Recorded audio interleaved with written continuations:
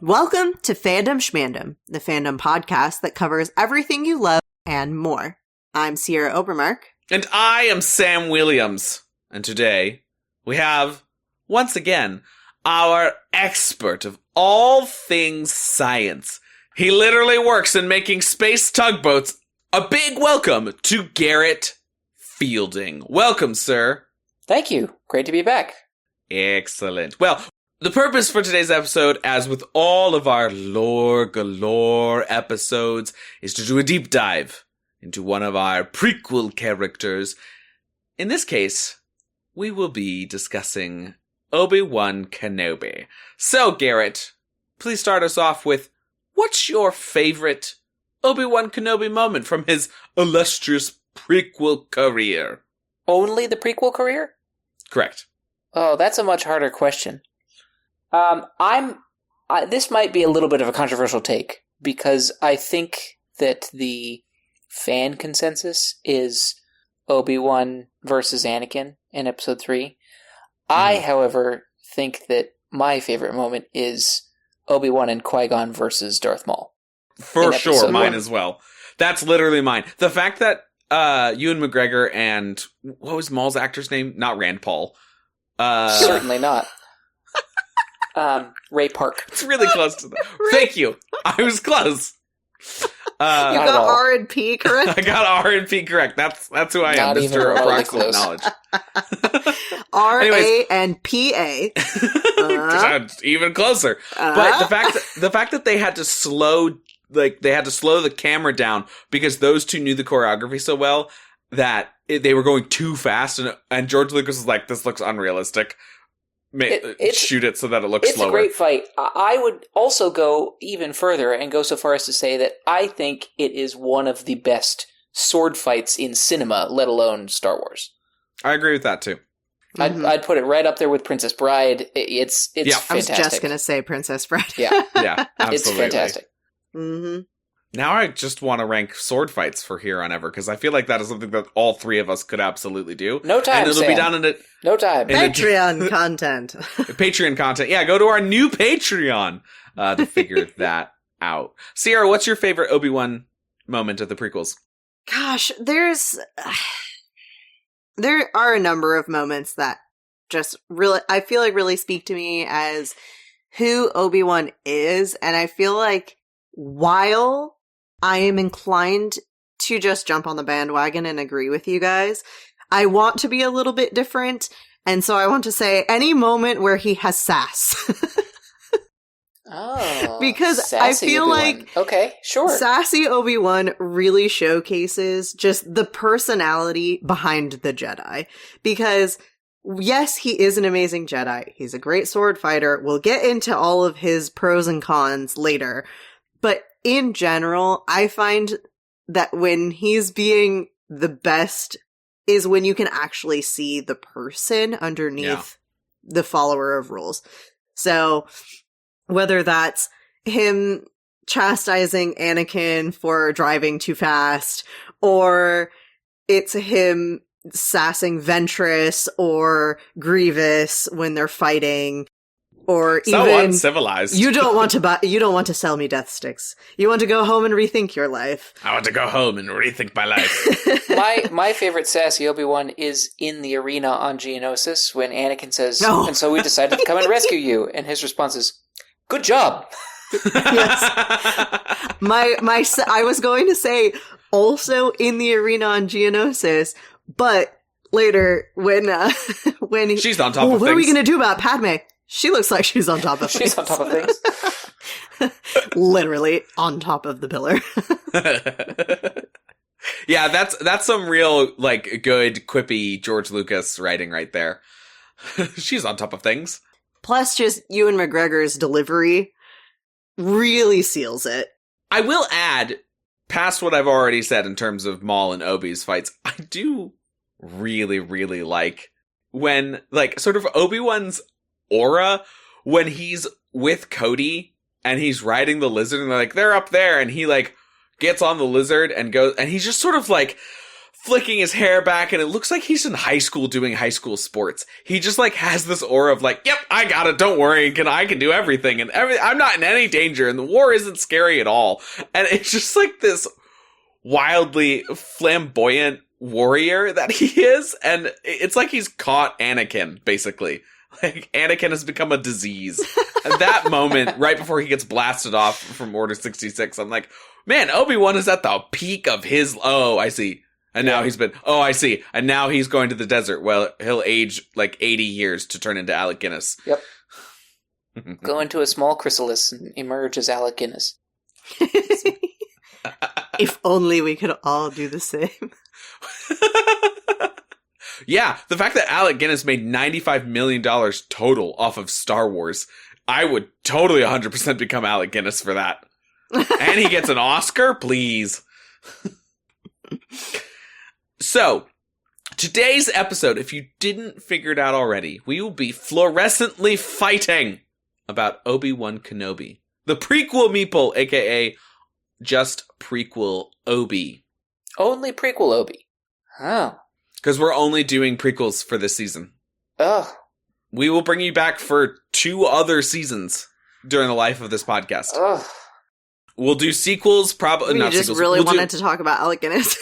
I mean, arguably my favorite, like some of my favorite bits of Obi-Wan are Alec Guinness Obi-Wan. So that's, we'll just have to get there. We'll mention, but we're just not going to dive too deep into all of that. Yeah. Don't worry, you'll come back in like 3 years when we do season 15, the original trilogy, and then in like 20 years when there's finally enough to do the sequels. Garrett's quoting the guy on Tatooine. Most likely he's like, I'll be dead.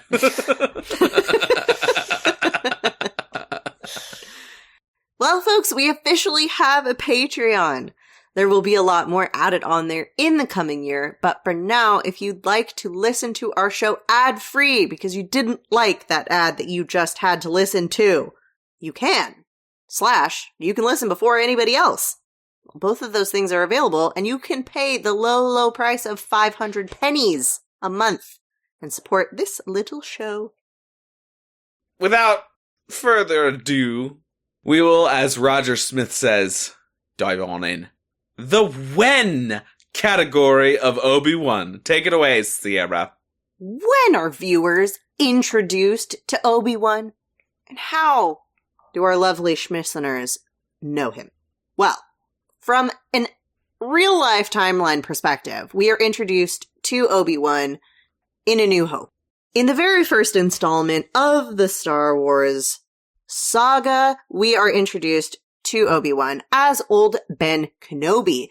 However, from an in-world perspective, the very first time that we meet Obi-Wan as Obi-Wan is in Phantom Menace, where he is Qui-Gon Jinn's apprentice and becomes Anakin's master by the end. Spoilers. We should say, spoilers from here on out for anything to do with the prequels. If you've gotten to episode 16 of our prequel deep dive, and you have not figured out that there will be spoilers for all of the prequels and further Star Wars content, I kind of want to say shame on you at this point. I've been trained by the internet that if you don't say spoilers for literally anything, you're gonna get removed.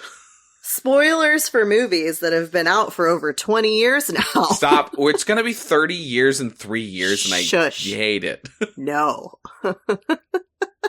It's fine. That means we were old enough to have seen them. Uh-huh. When they came out, and I already don't like that. It's fine. It's all good. I had a great time in the theater. Me too. I looked exactly like Anakin Skywalker. I had the blonde bowl cut and everything. And I was like, yeah, this is pod racing. You're right, little kid that looks just like me, who's my age. Anyways, so when we meet Obi-Wan, he is Qui-Gon's apprentice and he's getting ready for the trials. He's fiercely loyal to the Jedi Council and constantly questions Qui-Gon's disobeying or bending the rules or being in all favor of listening to the Force whatsoever instead of the Council, and he's quite a big doubter of Anakin. And I think that this is a fairly interesting spot to find Obi-Wan, knowing that he goes on to be Anakin's master, then his best friend, then his deformer? I don't know. What do you call it? Is he attempted murderer? He's delimmer? His cook? God. And then eventually his victim, right? Mm. So, Garrett, when you first met Obi-Wan, what was your impression of this young man? Well, the impression that you get from the introduction of Obi-Wan in Episode 1 is entirely dependent upon what content you have seen before. If this is your first time meeting Obi-Wan, then it's a fairly neutral introduction. It's two hooded figures, you have no context for who they are, you've gotten the title crawl that gives you some political background as to what's happening. But in terms of character attachment, you don't really have any yet. If, however, you have seen the original trilogy, that forms your entire perception of this opening scene. Knowing what Obi-Wan will become, knowing who Obi-Wan is and his importance to the saga, entirely changes how you perceive him in his, shall we say, youthful state.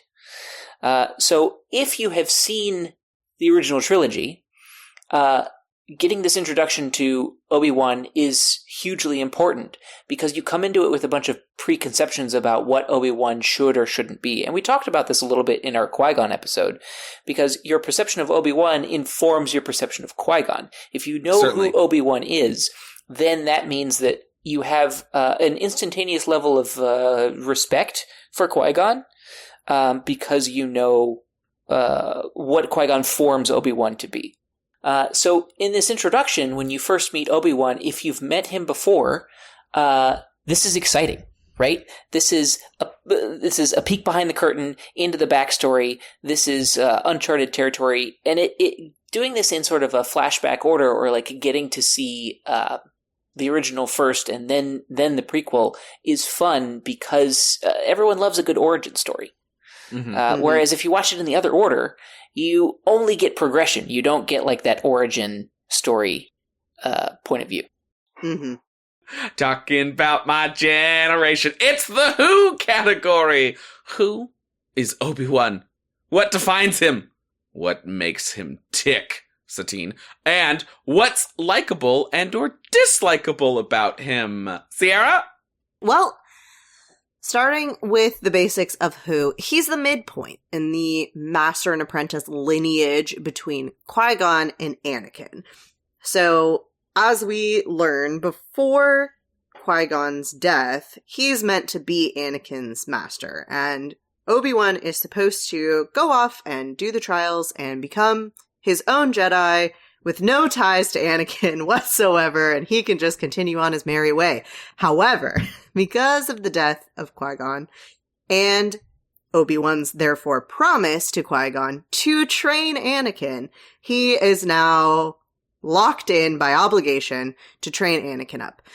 So this is kind of the base point of where we find Obi-Wan, how we get to know him, is kind of as this midpoint between Qui-Gon and Anakin, bridging that gap and being a foil for both of them, because both Qui-Gon and Anakin had tendencies to not totally listen to instruction, not pay attention to the Council's teachings and orders and requests, and to kind of do their own thing. And so this is a huge point. And basically what defines Obi-Wan here is that he is a follower of the rules and of the Council's teachings. And he is this person who is trying to follow what he thinks is right, but he is surrounded on both sides by people who really want to do their own thing because what they think is right is not necessarily following the rules. And this is a very interesting spot for him to be in. I have always perceived Obi-Wan to be the epitome of what the Jedi Order should have been. Mm. Could have been. There are many characters that we're introduced to in the course of the prequels in the Jedi Order, and they all have their flaws and foibles and come down on like various lines of like morality and or following the order, as it were. But Obi-Wan, in my mind, has been the character that rides the line so perfectly of what the Jedi Order is supposed to be, and is, the Captain America of the Jedi Order. Oh my god! I completely agree. Mm-hmm. I'm gonna disagree for two specific reasons. One, I think he follows too closely for the Jedi Order, the Jedi Council. I think he's too into the hierarchy of that rather than listening to the Force. I think that's what Qui-Gon does so well. And that's why Qui-Gon to me is emblematic of what the Jedi Order should be.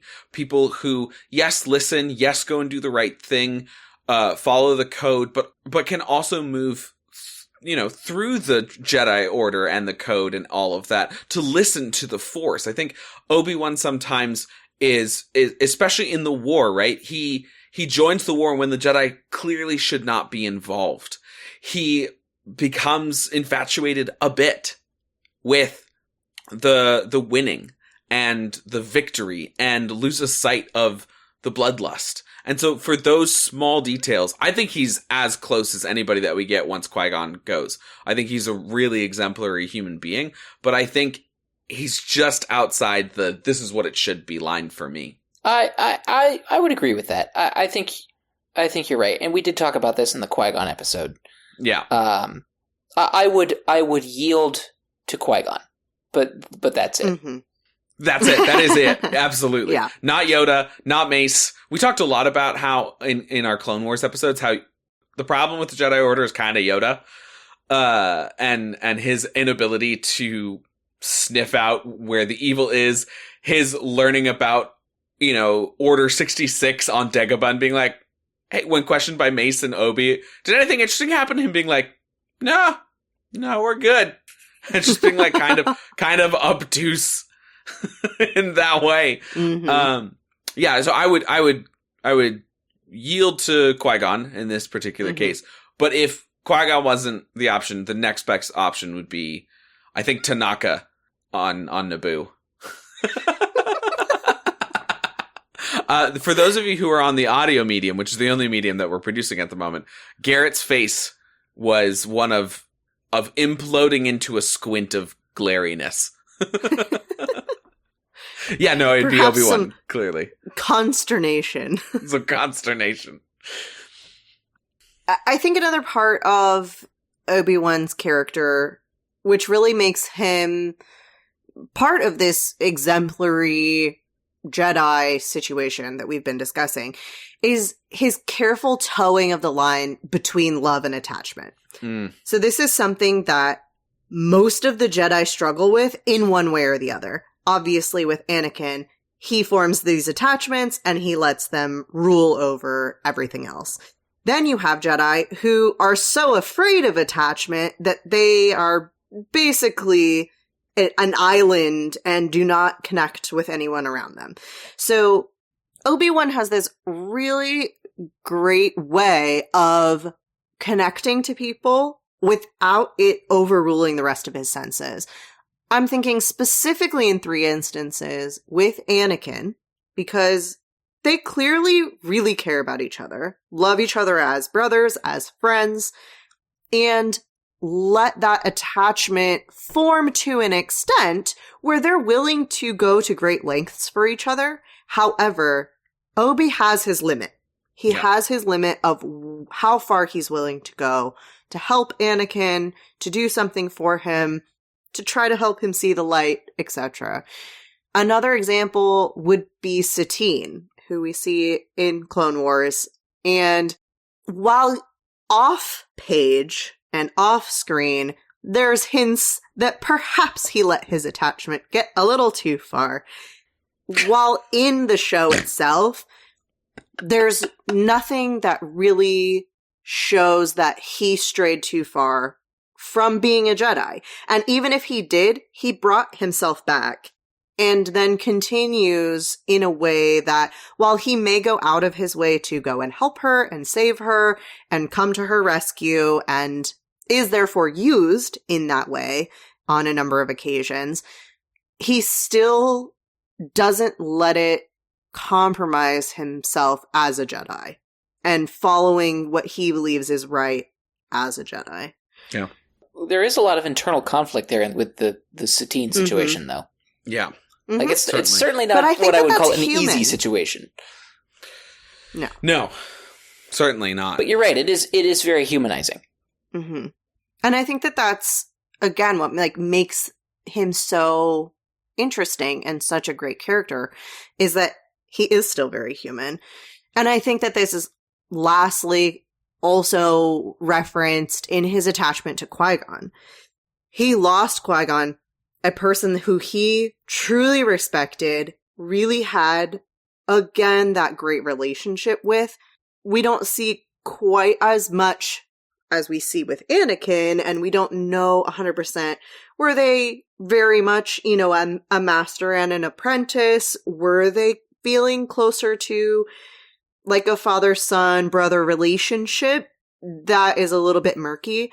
However, Qui-Gon's death affected him greatly, to the point where that is a sticking point with Maul, can use that moment against him and can really pick at that wound and knows that that's a sore spot. And therefore, his attachment to Qui-Gon can sometimes get him a little bit in trouble because he's going to react a little bit more emotionally when that situation is brought up. However, again, he toes that line. He knows that Qui-Gon is gone and is not coming back, and he's able to accept his passing. And while he might not be happy about it, and while he might be still upset or sad about the situation, he still allows himself to continue as normal, essentially, and then is able to move past those feelings in order to act as he is needed.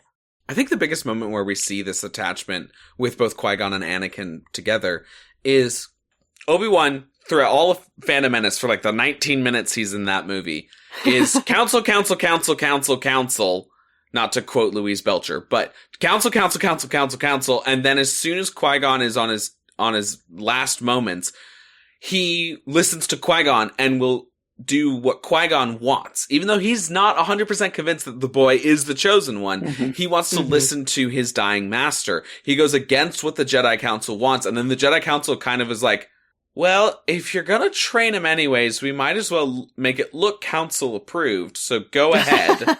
Right. And then he goes forward and does this even against his previous best thoughts, what he thinks is right.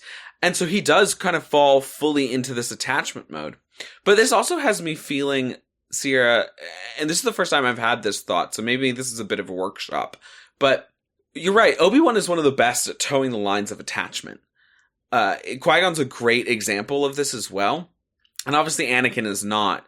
But the rest of the Jedi, that they're, as you said, they're so devoid of attachments that they become cut off. But almost so to the point where their attachment is to this code, this attachment to the Jedi way, like they develop a hardened callus around, and they're attached and obsessed with this particular political system of the Jedi, not the forces system of the Jedi. And I had not thought about it in those terms until you were literally just talking about like towing the line, because Obi-Wan does this nice job for the most part, although I still think he's a little bit too much on the side of like, the council said this, so this is what we gotta do. But he does a really nice job of sort of going in and out of there.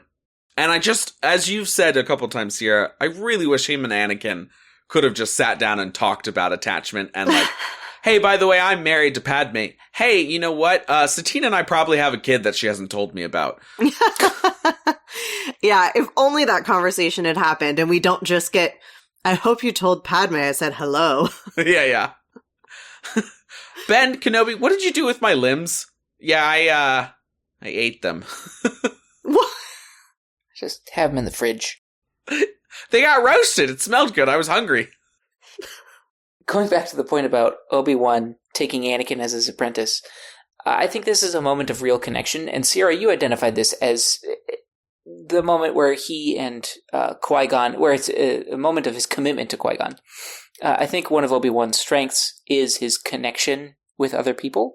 And this comes across as, like, in the case of Satine, as, like, you know, a form of attachment. But even with people like Dex in Episode 2, Obi-Wan is a well-connected individual, and people like him. And I think one of Obi-Wan's most humanizing qualities is his ability to form meaningful and real connections with other individuals. And taking Anakin as his apprentice, despite it being against his better judgment, is this moment of connection with Qui-Gon. Mm-hmm. That's a fabulous point. Thinking about his relationship with Dex gives me all sorts of happy feels because I like Dex so much. And it feels like Dex is one of those guys where if Dex likes you, you're a good guy. Despite Dex having so little screen time, we know nothing about, like, you know, without diving deep into lore, common viewers know nothing about Dex, but you're totally right. He gives off that vibe of the guy that you want to like you, the guy that you can trust to judge character of others. Right. Yeah. Totally. Absolutely. Yeah, completely. And I think that this really just brings us to what we've kind of been talking about it, but what specifically that we like about Obi-Wan. And one of those things, as you were just saying, is that he does form these easy bonds with people, and he earns respect from friend and foe alike. We see on numerous occasions throughout the Clone Wars series specifically, because we see him interact with a lot more foes in there. But we get compliments from Dooku to Obi-Wan about who he is and his fighting and other things of that nature. We get these kind of compliments in the form of quips from Ventress about who Obi-Wan is and aren't you a great Jedi, things like that. And she's meaning them as more of an insult, but it really is a compliment. And even these people who are really supposed to be antagonists of Obi-Wan really can't help but respect who he is and like him in a way that probably makes them slightly reluctant to go all out and kill him. But they still try. Obi-Wan is one of those Jedis where you feel like, oh, good, Obi-Wan's going to quell this unrest from these civilians, and these civilians will like the Jedi more because of it. Versus, I feel like when Mace has to send Ki-Adi-Mundi anywhere, he's like, oh, God. He's so full of himself that he's going to make the Jedi Order look like these, you know, for lack of a better word, coastal elites. I was, at some point during your introduction about, like, the comparison of Jedi, I was going to mention Ki-Adi-Mundi as, like, one polar end of the spectrum, but, you know, it's fun. We'll just let it go. He really is one polar end of the spectrum, though. It's his second brain. In a way. Yeah.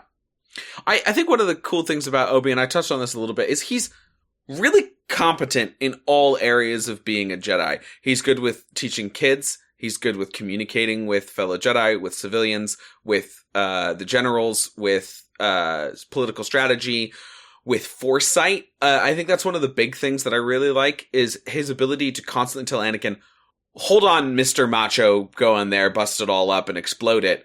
If you just do it this way, with your abilities will be great.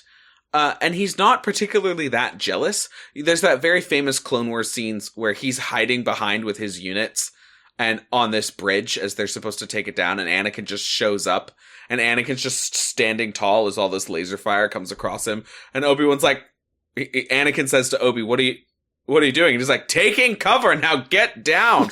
But he's concerned for Anakin, and he knows he doesn't have that ability, but he's never really ever that jealous, which I find very refreshing. And also his foresight in going, I had to fight a double-bladed lightsaber. I'm going to become the master of the form of lightsaber training that can take on multiple other lightsabers, which is kind of a dead swordsman form at that time, because who's going to fight people with lightsabers? Nobody. The Sith are gone. They're extinct. And Obi-Wan's like, wait, hold on. I actually fought a guy with 2 lightsabers. So maybe we should do this. And that's what puts him in for the General Grievous position, where they tell him, go take out Grievous. And why Obi-Wan? Well, he can take on multiple lightsabers. Right. Oh, so when, Grievous does like the spinning wheel of death, Obi-Wan's not that intimidated. Mm-hmm. I agree. So he's competent in many, many areas, as we've discussed. However, he does have his flaws. So let's dive a little bit into what we don't like about Obi-Wan. He's a stickler for the rules, to a fault. He trusts too much in council decisions, and thereby blocking himself off a little too much to the Force and what the Force is trying to say and tell him and guide him, because he wants to follow the rules and he wants to be a good council Jedi. I think, too, he lets his personal morals get assuaged, and that's not just by the council, but it's by the war effort itself. And I think one of the problems that I'm thinking of is his just, we're doing subterfuge. We're using Anakin to spy on the Chancellor. Obi-Wan knows that's not going to fly with Anakin. Obi-Wan knows that's actually probably not the best idea. Now, I know he's suspicious, and he's suspicious of all politicians, and he's suspicious of Chancellor's relationship with Anakin and all that stuff, but I truly believe that is not an Obi-Wan signed off thing. It feels to me like he probably pushed against it, but he goes with the council's decisions. And this is this isn't just like the council itself. It's that Obi-Wan, for sort of the greater good, releases his own personal morality to a fault. Mm-hmm. I think that's the key phrasing. Because releasing your own personal morality can be a good thing in certain situations in order to make something happen, in order to help a species that maybe operates differently, something of that nature, where maybe your line of thinking is not exactly what is actually right in that situation. However, it's the to a fault where he capitulates too much. He maybe doesn't have enough confidence in himself and his own opinions and thoughts, so that he's not going to be really pushing for what he thinks is right. Which is unfortunate, because as we have said, he's probably, if he was, leading the council, or there was more like him on the council would probably not be a thing that we would have an issue with others following closely. Absolutely. Yeah, I will say that Obi-Wan's character throughout the Clone Wars is one of trying his best to do the right thing, but his goal is always, well, we just need to get through this and then we can get back to like the normal stuff. Absolutely. We just we have to muck around in this stuff for a little while, and we'll get through it, and then we can go back to being normal. And I think that's what you were talking about earlier, Sam, of like letting perhaps his better judgment be swayed by the moment, and falling into this the wartime machine. Yeah, absolutely. Which is, frankly, part of I think crucial to his character development. I don't necessarily see it as a flaw.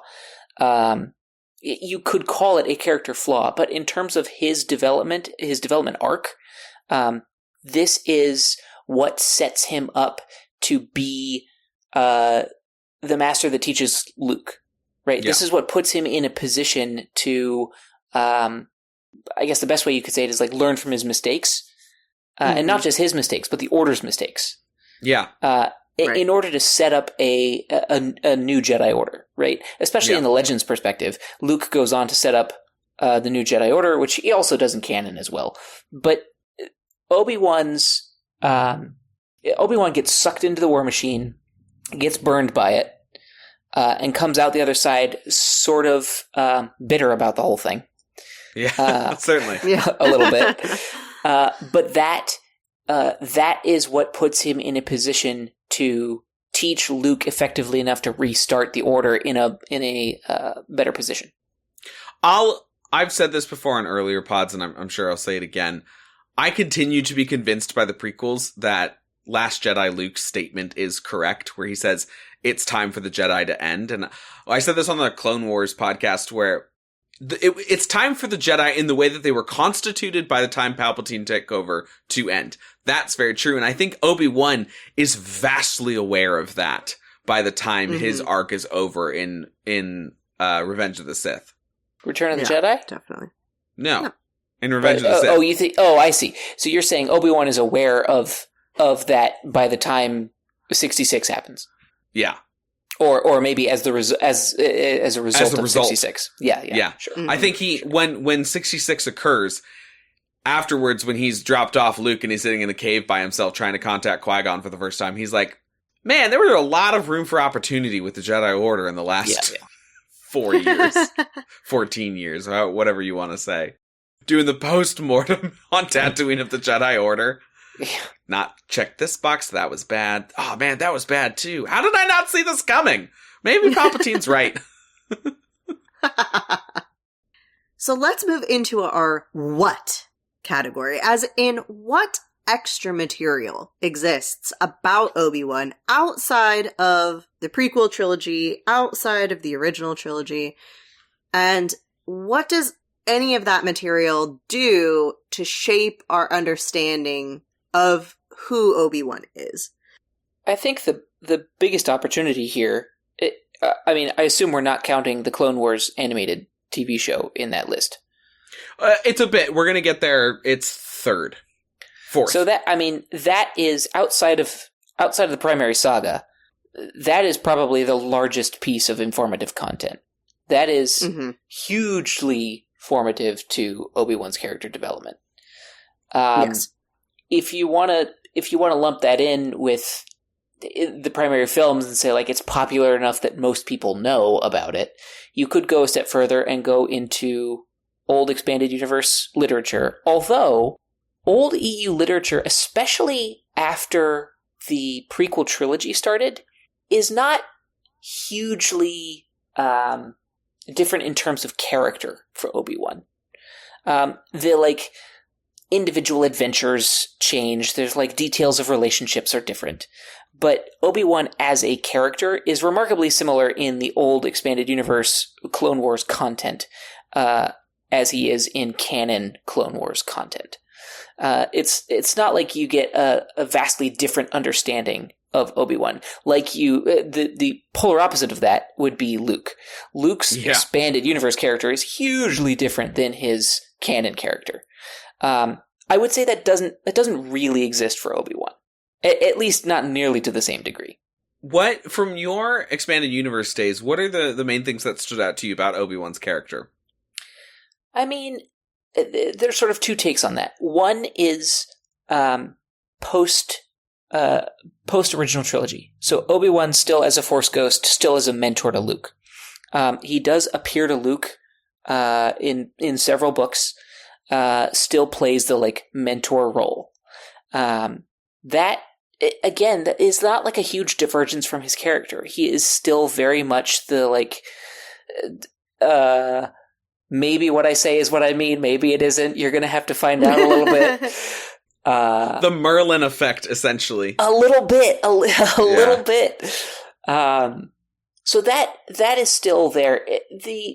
The expanded universe Clone Wars content, the bulk of content that is sort of dissimilar from what we would call canon content now is Obi-Wan's origin story. His early days in the Jedi Temple, his early training with Qui-Gon, all of that is tweaked to some degree. I would say that's the largest divergence, but again, in terms of character, he's still very much the same type of person. Yeah, totally. I do find it interesting that, and we'll cover the Thrawn trilogy in a different season, but in Timothy Zahn's initial Thrawn trilogy, that's the last time you see Obi-Wan in his Force Ghost projection. This is at the very beginning of that trilogy. He appears to Luke some 5 years after Return of the Jedi, while Luke is drinking some exotic drink called hot chocolate. And Obi-Wan says, "This will be the last time you hear from me." And Luke's like, "What?" And then he just disappears. And it's like this weird Force ghost is not the realm to immortality because you can disperse more into the or disperse more into the Force. Like the Force is like, no, your particles need to start moving away from each other. You can't reanimate yourself. So I think that was one of the main things that I think about. And then the way that they write his character when we're doing like Qui-Gon Obi-Wan stories in the old EU is very like sort of the Bella effect from Twilight, where you're just supposed to kind of be able to project yourself onto teenage Obi-Wan. He doesn't have nearly as much characterization as Qui-Gon does in those, or any of the other characters, in my opinion. Yeah, I think I would agree with that. Yeah.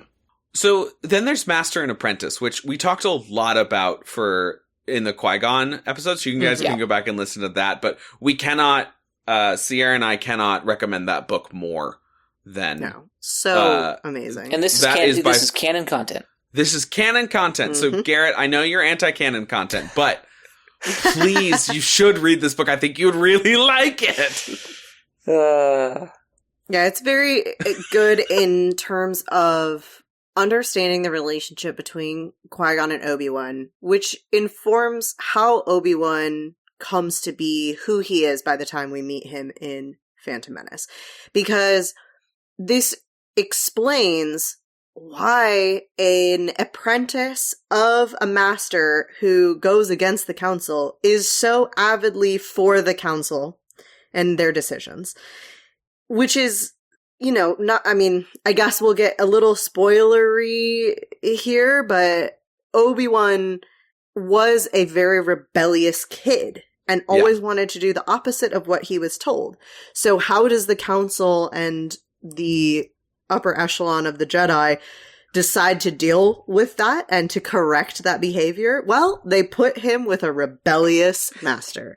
And so the rebellious master, he needs to rebel against. And how do you rebel against someone who's rebelling? Well, you follow the rules. And so that's exactly how Obi-Wan comes to be the way that he is. And you also see how two people who are very different in how they believe a Jedi should be are still so close and still have that respect for each other and still really value what the other person has to say and how they want to go about things. And that then translates further into Obi-Wan's relationship with Anakin, because it's almost the vice versa situation, where instead of dealing with a master who is rebellious, he's now dealing with an apprentice who is rebellious. And how do you reconcile those? Yeah, absolutely. While still being the Jedi that Obi-Wan wants to be. See, this is interesting because this is canon Obi-Wan as a child, right? Very rebellious. Yeah. Mm-hmm. EU Obi-Wan as a child this is one of the key distinctions between the two content. He's not necessarily rebellious, but he almost doesn't become a Jedi at all. So in EU content, Obi-Wan reaches the age of 12 and isn't doing so hot, and he is sent to be part of the Jedi Agri Corps, which think of it's short for Agricultural Corps. It's sort of like Peace Corps. In that it's Force users who aren't necessarily capable enough to be Jedi Knights. The Jedi Order has groups of people who are Force sensitive and have some level of Force power go out into the galaxy and do good in some way. The Agri Corps is one of these that they use the Force to grow plants and feed populations that way. So Obi-Wan doesn't have this rebellious streak that gets paired with Qui-Gon. It's happenstance that they end up meeting. He gets sent off to be part of the Agri Corps. Qui-Gon gets sent to the same planet to go on a mission, and they end up bumping into each other and doing a sort of ride along buddy cop situation. So that's right. We talked about this a little bit in the Qui-Gon episode as well. Yes. That's funny. I'd forgotten. That's great. So it is interesting that they chose to in the canon of his youth, they chose to have him be this like juxtaposition against his adult self. Whereas that doesn't really exist in the Legends EU. Yeah. Interestingly, there is a book called Brotherhood, which is about Anakin and Obi-Wan's sort of first... It's Obi-Wan's mission to Cato Nemoidia, where there's been an explosion that's blamed on the Republic by the Trade Federation, which is their home planet. And I won't get into too many spoilers here, but essentially, Obi-Wan is like, all right, well, Anakin, you're a knight. You don't have to come with me. In fact, you don't. I've been sent here by myself. And Anakin's like, nah, I'm coming anyways. And they have to figure out this dynamic between what used to be master and apprentice to now equals. And it's awkward for Anakin, and it's a little strange for Obi-Wan, but it really hammers home how much these two are brothers, rather than father and son. And I think that brings us to one of the biggest points about Obi-Wan is one of his biggest failures, not flaws necessarily, but failures, is he raises Anakin in a way that Anakin feels emboldened to do what he wants. And through this brotherhood, where Obi-Wan is constantly trying to guide him this way and that way, versus Qui-Gon was so much more of a father figure to Anakin. And this book does a really excellent job of showing you, like, yeah, especially when the reins come off of Master and Apprentice, Obi-Wan doesn't really step in, even as a Jedi, to just say, let's not do this. He still kind of lets Anakin do his thing, which I think ultimately is one of the failures of Obi's sort of arc in the prequels. So, circling back to, Garrett, what you had talked about being essentially the largest wealth of information outside of the original trilogies, the original trilogy and prequel trilogy, we have the Clone Wars series. So, if you've been listening to our pod, you already know a lot about the Clone Wars series in general, but specifically in reference to Obi-Wan, there are some very key relationships, I will say, that inform more about who Obi-Wan is and all these things about his character and what he's capable of, but then also what he is susceptible to. And I think that they're very, very interesting in fleshing out who Obi-Wan really is. So there's this arc with this person that we've been talking about over and over and over again, Duchess Satine, who's the pacifist ruler of Mandalore. We covered a lot about the initial run-in with Satine in our first Clone Wars episode, or part 1 and part 2 of Clone Wars. But Satine becomes this kind of fan favorite in a way, but because of her relationship with Obi-Wan. And we know that Disney at one point was really considering that Obi-Wan absolutely had a son with Satine, which is like Satine says it's her nephew or whatever. And it's like, that looks like Obi-Wan Kenobi. And we know that they were considering this because Rey's origins for Rey Skywalker in the sequel trilogy was supposed to have been Obi-Wan's granddaughter, where they have Obi-Wan speak to her through the Force when she picks up Luke's lightsaber, and it goes, Rey, these are your first steps. And of course, the cool thing about that line, I'm sure everybody knows, but in case you don't, Rey, they clipped from Alec Guinness in the original trilogy. They took out the word afraid and got Rey out of that, and then Ewan McGregor recorded the lines of these are your first steps, which was just awesome and fantastic. But, of course, that didn't end up being her origin, so it's still dubious as to whether or not Satine and Obi-Wan ever had a child together. The fact that they coupled seems inevitable. that came out. But Satine is utilized in the second half of Clone Wars as this mechanism of luring Obi-Wan and showing his most human side.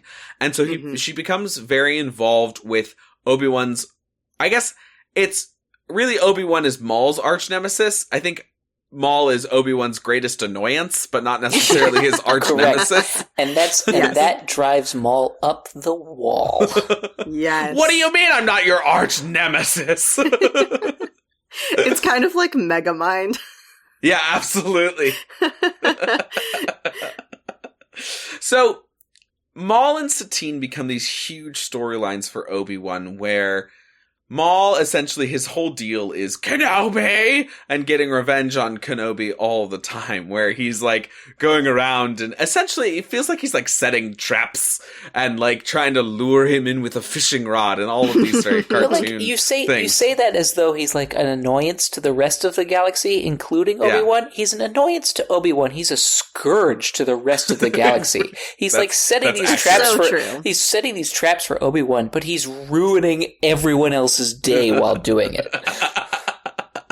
Not even just day, but like government. Yes. Yeah. He is Shadow rules a whole planet. He is a real problem, and it's hilarious to me that this horrendous individual for the rest of the galaxy only really wants to get back at one guy. He cut him in half. It's a pretty strong revenge. This is true.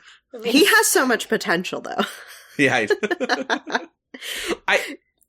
So the Duchess becomes important because essentially, we talked a little bit about this. Maul realizes that the enemy of his enemy's lover is his friend with Death Watch, and he gets these Mandalorians to join him.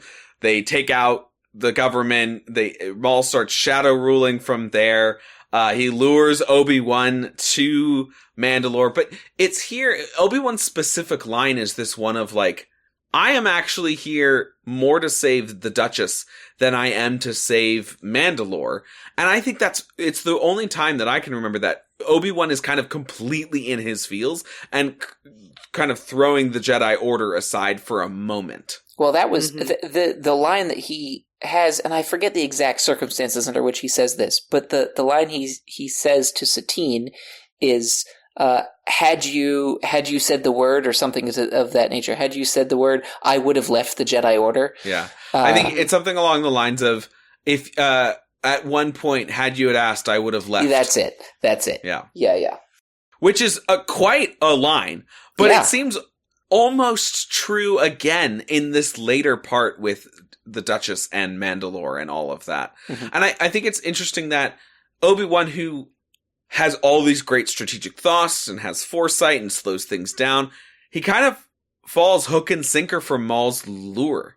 Where, again, he's like luring the Duchess out in front of him, but it's devastating for Mandalore. This is Obi-Wan's thing, right? Obi-Wan's thing, as we've talked about, is relationships.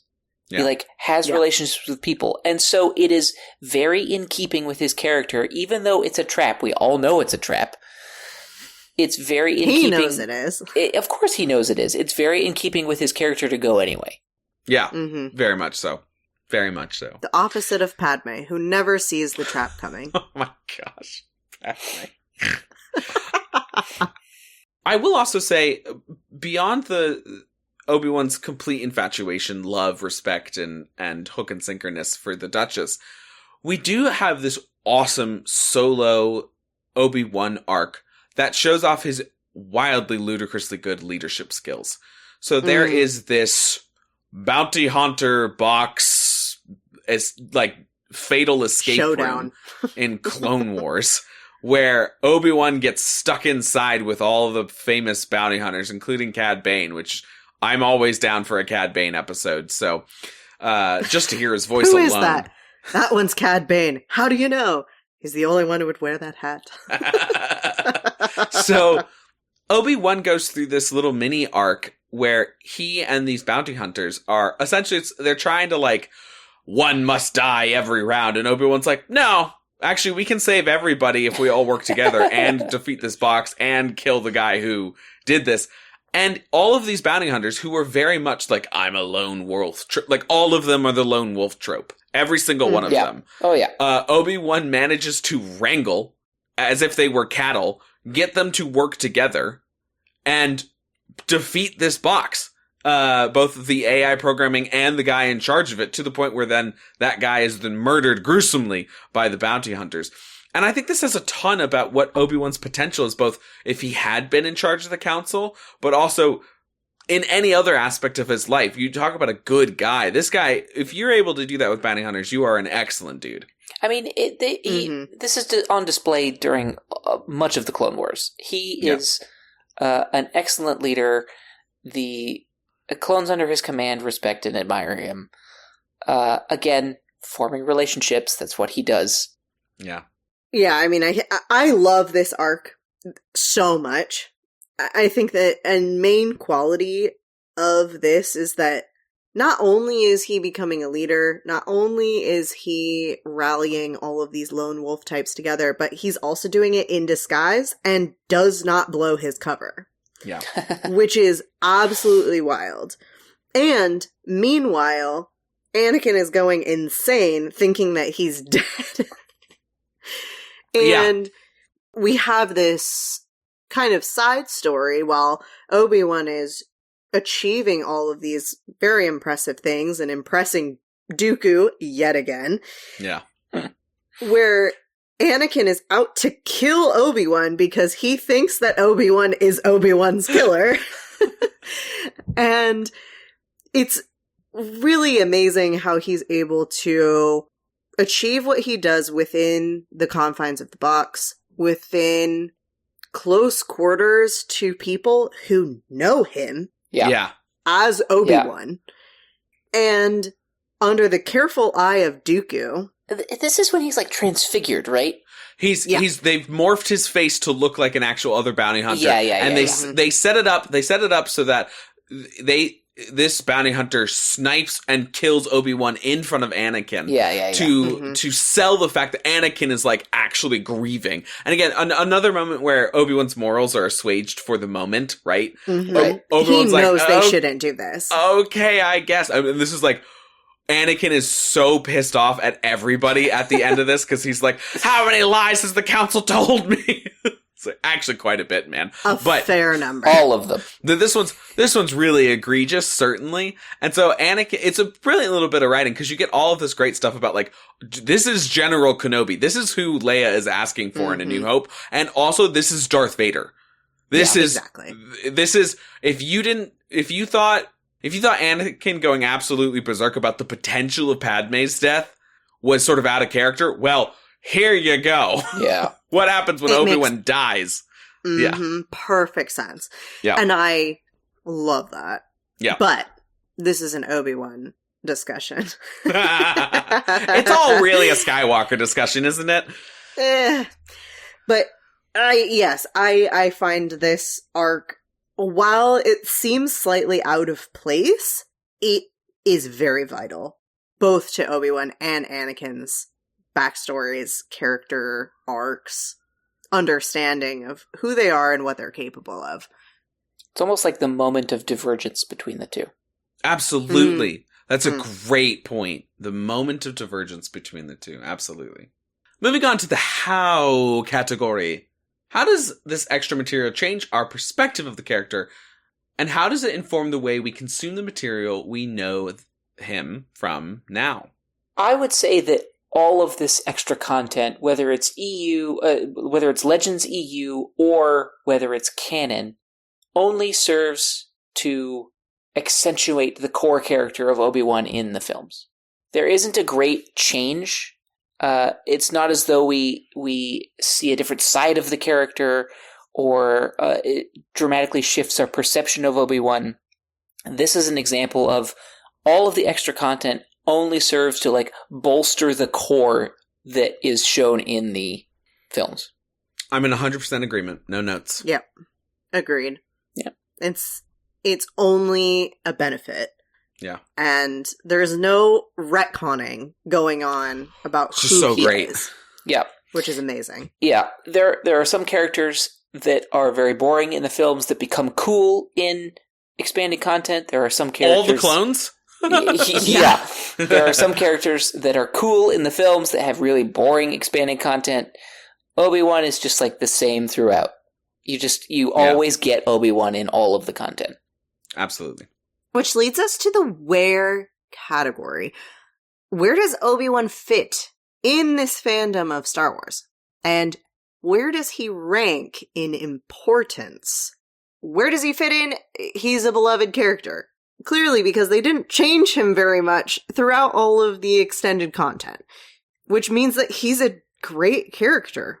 Yeah. And I will give many props to Ewan McGregor's portrayal of Obi-Wan for creating him into this beloved character, because he took the baseline of what Alec Guinness laid out, and then he added all of the additional personality of what a younger version of old Ben Kenobi would be, and added in all of his previous relationships, added in how he would interact with other Jedi, how he is at the height of really who Obi-Wan is. And I think that the portrayal is fantastic, and clearly the voice actor, James Arnold Taylor, who voices Obi-Wan in the Clone Wars series, clearly draws very, very closely from Ewan's personality that he brings to the character. He doesn't stray from it too far, which I think is needed. And it really continues to just flesh out Obi-Wan instead of trying to add in a bunch of unneeded information. It really, as Garrett, you were saying, bolsters the existing content. Yeah. And in terms of where he ranks in importance, top 5? I think so. I mean, he's key to the understanding of Anakin, the downfall of the Jedi Order, all of those things. He's the bridge between prequel and original. I mean, you're gonna get into a conversation of who do you kick out, because who else could you possibly put in there? Sure. Luke, Han, Leia. That's already 3. If you're gonna include Obi-Wan, is R2 and C-3PO in there? It becomes a tight 5 really quickly. C-3PO, no. R2, absolutely. All I'm saying is it becomes a tight 5 very quickly, but I would still argue for Obi-Wan every day. If we just had the originals, Obi-Wan wouldn't make top 5, I don't think. Oh, sure. You'd have to have absolutely. Vader, R2, and then the trio. But when you put in the prequels and Clone Wars, suddenly there's way more content on Obi-Wan than there is on Luke. Yes. Yeah. And you're not kicking out Luke, but my goodness, I think you have to put in Obi-Wan in top 5. I know we were doing like tiers, I think, with Qui-Gon. We did like an S tier, and I think Obi-Wan is clearly in the S tier along with Qui-Gon as well. Mm-hmm. I agree. Like we said, he's the bridge between original, and he was almost the bridge into the sequels as well. So he's clearly an important person, an important character. As you were saying, Sierra, like you started to list things rapid fire, like Downfall, Vader, Palpatine, Qui-Gon, everything. Everything has to do with him. Yep. Luke being raised, he has to deal with. And you guys will see for the Obi-Wan show, a bit of a spoiler if you haven't watched it, he has a relationship with Leia, we find out, that predates A New Hope. Like, there's a lot going on in there. Which brings us to the Where category part 2. Where does Star Wars fandom go with their character now? And I think I would like to see more pre-Phantom stuff. Master and Apprentice was so good, I was like, can we have like an Obi-Wan series that is as well written? It doesn't even have to be 12 books. You can just do 3, a trilogy of that. That would be great. But then you've got the main point, Sierra. Yes. Force ghosts exist for a reason. And I think that we need to utilize Obi-Wan as a Force ghost. Like Garrett was saying, and Sam, you were saying too, appear in these expanded universe, in Legends, in other content where we see more of him as a Force ghost and as a teacher and a mentor. And I think that needs to continue in regular canon mainstream, because he's such a vital part of this series and the fandom. And I think that backlogging too much on Obi-Wan has the potential to ruin his character. I think that so far they have not even come close to that. I think, as we've been talking about, everything has been positive for what they have done for his character. But I think that the more content you start filling in before inevitable, this is the outcome of where Obi-Wan goes, the more likely you are to end up having to retcon something, the more likely you are to end up destroying a relationship that you've already built. And that is really rough for me, and I would like him to remain as wonderful as he is, and then we can just have more things later. They've done such a good job so far with backlogging information about him that I don't really have as much fear as I would additional characters. Because they do there's like one major retcon, right, from Empire Strikes Back is, you're gonna go and learn from the guy who instructed me. And they're like, yeah, Yoda, okay. And then when we met Qui-Gon, people were like, what are you? Yeah, no. they had to, they put Yoda's like, Yoda teaches everyone.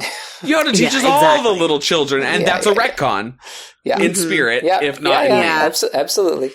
Well, and also, you even get in some of the novels, even in High Republic era, it's like, yes, and we were all taught by Yoda, and it's like, well, but you did have a master, like, he still teaches Dooku, your master, like, who taught your master, but like, you weren't really taught by Yoda. it just feels like that Empire line from Obi-Wan now reads as like a car salesman, where he's like, the guy who taught me. Totally.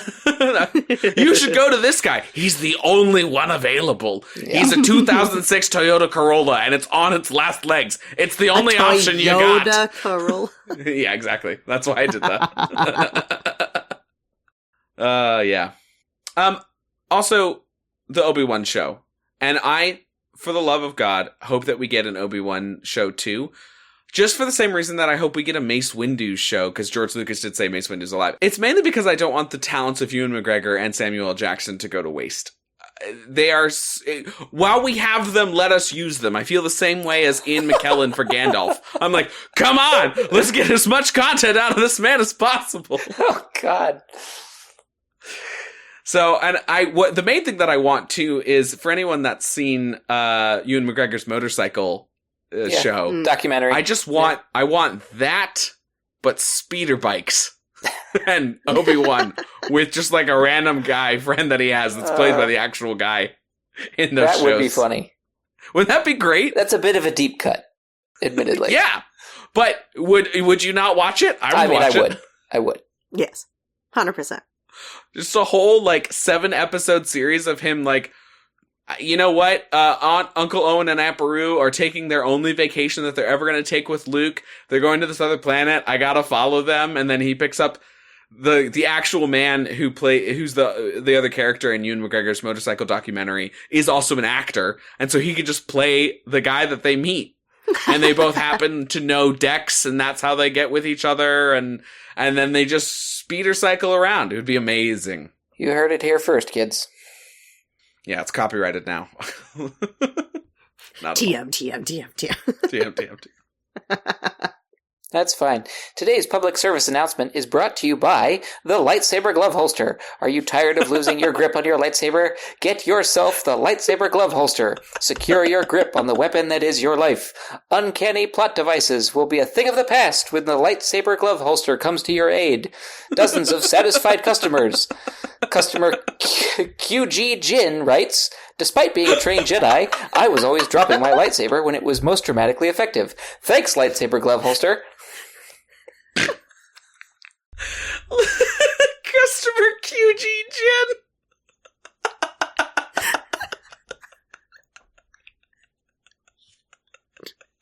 And that is when the guest killed us. I'm crying. Oh my God. You have the exact intonation as inflatable wacky arm tube man. Inflatable arm flailing tube man. We're passing the savings on to yo. That is the same outro I did last time as well. Is it? I mean, I did O.W. Kenobi last time, but oh, that's right. Seeing as he's the subject, I figured I should change it. Cute. Well done. Whew. A huge thank you to today's expert, Garrett QG Jen Fielding. Thank you again, Bud, for coming on. We always appreciate your voice and your talent and your memory and your knowledge. Happy to help. And thank you, dear listener Schmissners, for listening to this episode of Fandom Shmandom. If you'd like to discuss this episode or any other episode we've done, please hit us up on our social media channels. You can find us on TikTok and Instagram at Fandom Shmandom Pod, or you can head on over to patreon.com/CW/Fandom Shmandom. Please don't forget to rate and review us if you liked the episode. It really helps the algorithm place us in front of other like-minded shmissioners out there. And with that, we're out, y'all. Don't forget to tip your Force ghosts. And fare thee well. Fandom Shmandom was created by Sam Williams and Sierra Obermark. The show is produced by Aurelia Lieb. The editor is Brittany Fisher. The music is by Jeremiah Alves.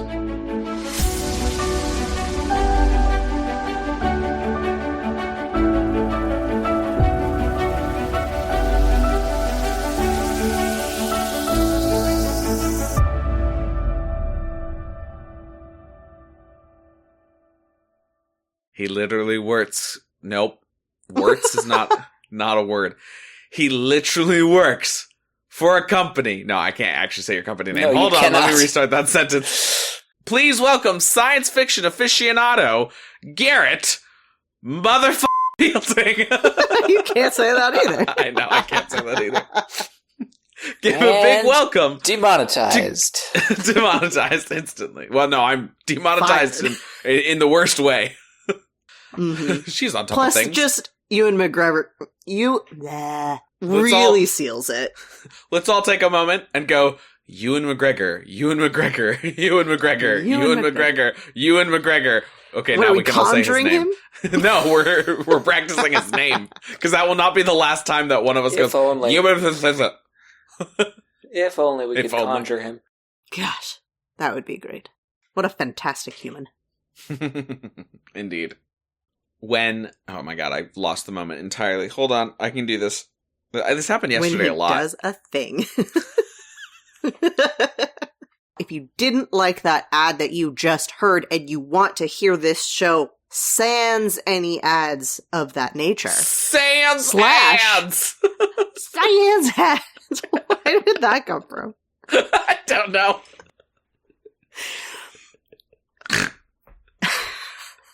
Totally derail. I'm so sorry.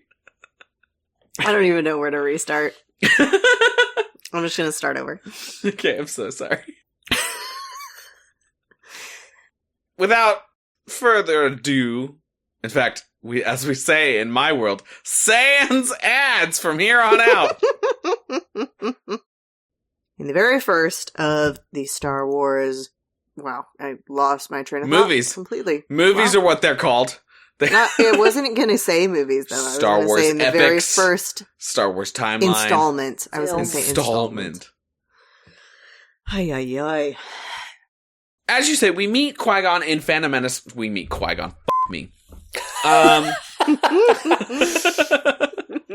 Garrett, Sierra and I had to take an extended break from podcasting as Sierra's on her move and the holidays and everything. So yesterday was our first podcast in like 2 months, and we are out of rhythm. Certainly. We're out of so sorts. here we go. We got this, and we can even do a little intro stupid music of me just going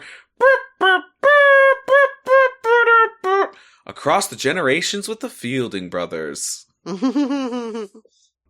Talking about my generation, it's the Who category. For anybody that's over 45, the Who was a band.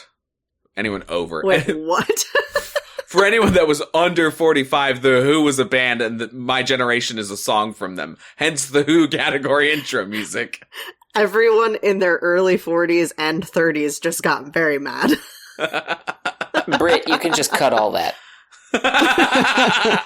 Actually, you probably Let's can. try that intro again. Obi-Wan has this really great. It's Wabbit season. Marriage is what? It's what brings Wabbits together today, Elmer Fudd. Oh boy. He's got owls on his shelf and other little things.